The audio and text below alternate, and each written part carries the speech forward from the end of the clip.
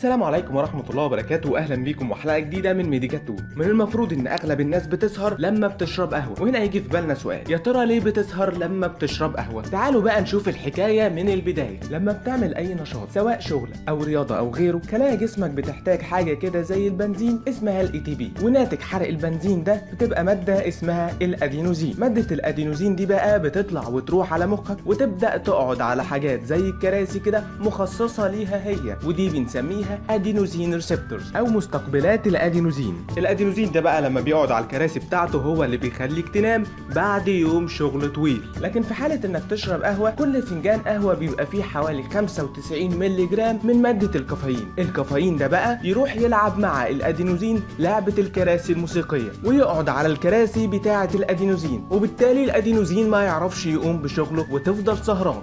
وعلى الرغم من الحكاية اللي فاتت دي، الا ان بعض الناس على الرغم ان هم بيشربوا قهوة الا انهم برضه بيشربوها ويناموا. وهنا يجي في بالنا سؤال: يا ترى ليه الناس دي بتشرب القهوة وبرضه بتنام؟ في الحقيقة هناك عدة تفسيرات للموضوع ده. اولا ممكن تكون حضرتك متعود تشرب قهوة كل يوم لدرجة ان جسمك بدأ يتعود عليها وتأثيرها يقل، وده نتيجة ان مخك بدأ يوفر كراسي جديدة. وللتوضيح اكتر، هنفترض ان مخك فيه 100 كرسي، كل يوم الكافيين اللي موجود في القهوة اللي انت بتشربها بيروح يقعد على ال 100 كرسي دول، ولكن كرد فعل من جسمك وعشان مخك صاحب واجب بدأ يزود الكراسي دي وخلاهم مثلا 150 كرسي، وبالتالي بقى عندك 50 كرسي زيادة يقعد عليهم الادينوزين، وبالتالي يقوم بشغله ويخليك تنام. اما بقى لو انت مش متعود تشرب القهوة كل يوم الا انك برضو بتشربها وتنام، فانت ممكن تكون من ضمن ال 10% من الناس اللي جسمهم بيكسر القهوة بنسبة اعلى عن طريق انزيم معين في الكبد. اخر تفسير بقى ممكن تكون حضرتك من الناس اللي بتنام بسرعة، وده طبعا من غير اي اوفر ثينكينج او باد ميموريز، ومثلا بتنام في خلال 10 دقايق. بس نسيت اقولك ان رحلة الكافيين من اول ما تشربه لحد ما يوصل مخك بياخد حوالي 20 دقيقة، ممكن تكون ازيد او اقل على حسب كفاءة عملية الامتصاص عندك. وبالتالي لو نمت قبل ال 20 دقيقة هيكون الكافيين لسه ما وصلش مخك، والادينوزين يقعد على الكراسي بتاعته عادي من غير اي مشاكل. ونيجي بقى لاخر سؤال في حلقة النهاردة: يا ترى لو انت وراك شغل او مذاكرة وفي نفس الوقت عاوز تنام، يا ترى هتنام ولا هتكمل شغلك؟ في الحقيقة انت هتعمل الاتنين، ودي حاجة بنسميها كافي ناب. الفكرة هنا انك هتستغل ال 20 دقيقة اللي الكافيين هياخدهم لحد ما يوصل مخك، وهتنام فيهم وتظبط المنبه، وبكده اول ما تصحى يكون الكافيين وصل لمخك وتقوم تكمل شغلك وانت مصحصح. ولحد هنا تكون خلصت حلقة النهاردة من ميديكاتون. ما تنساش تعمل لايك وشير وسبسكرايب وتوري الفيديو لاصحابك، والسلام عليكم ورحمة الله وبركاته.